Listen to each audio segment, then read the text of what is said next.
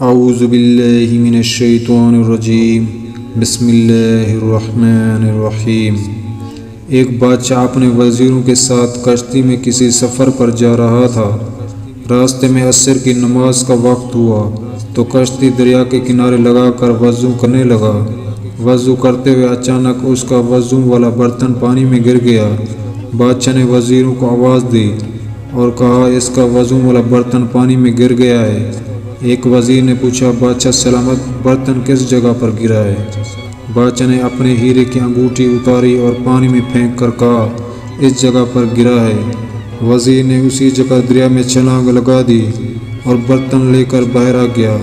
وزیر جب برتن باہر لے کر آیا تو برتن میں جھانک کر حیران ہو گیا۔ بادشاہ کی انگوٹھی اسی برتن میں پڑی ہے۔ وہ حیران و پریشان ہو کر بادشاہ کو دیکھنے لگا اور کچھ دیر سوچنے کے بعد کہا بادشاہ سلامت آپ کے اس غلام نے کئی سالوں تک آپ کی خدمت کی ہے۔ اب میں بڑھاپے کے قریب ہوں اور مزید آپ کی خدمت کرنے سے قاصر ہوں، چنانچہ اب میں آپ سے رخصت چاہتا ہوں۔ بادشاہ نے وزیر کو بہت روکا لیکن وزیر کے بے حد اصرار پر بالآخر بادشاہ نے اسے کہا کہ ٹھیک ہے، اگر تم جانا چاہتے ہو تو چلے جاؤ۔ وزیر اسی وقت بادشاہ کو خیر آباد کہہ کر کشتی سے اترا اور جنگل کی طرف چل دیا۔ بادشاہ بھی اپنی کشتی پر سوار ہو کر آگے کی طرف چل دیا۔ کافی دور جانے کے بعد یکایک دریا میں سیلاب اٹھا اور کشتی غوطہ کھا کر الٹ گئی۔ بادشاہ دریا میں ڈوبنے ہی والا تھا کہ اس کے ہاتھ میں ایک لکڑی کا تیرتا صندوق آ گیا۔ بادشاہ اس صندوق پر بیٹھ گیا۔ صندوق بادشاہ کو لے کر تیرتا ہوا کئی میل دور ایک انجان بستی کے شہر پہ جا لگا۔ بادشاہ نیچے اترا اور اسی بستی میں چلا گیا۔ بھوک اور پیاس سے بادشاہ کا حال برا تھا۔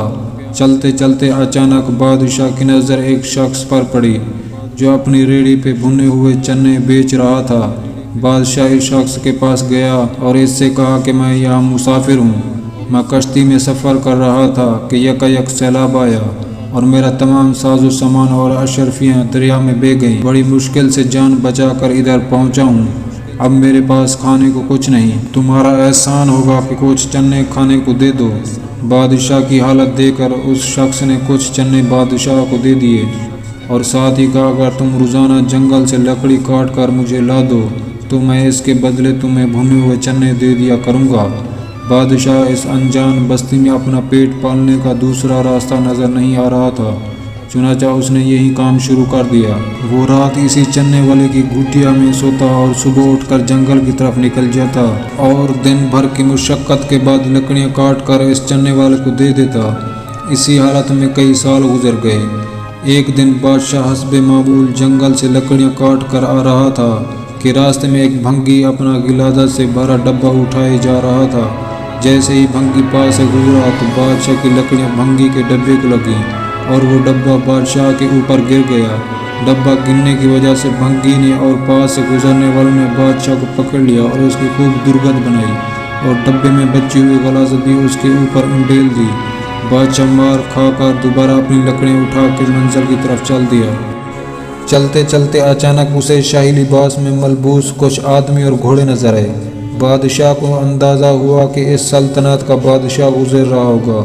جب وہ شاہی گھوڑے قریب سے گزرے تو مفلوق الحال بادشاہ یہ دیکھ کر حیران رہ گیا کہ وہ وزیر جو اسے راستے میں چھوڑ گیا تھا وہیں بادشاہ بنا شاہی سواری پہ جا رہا ہے۔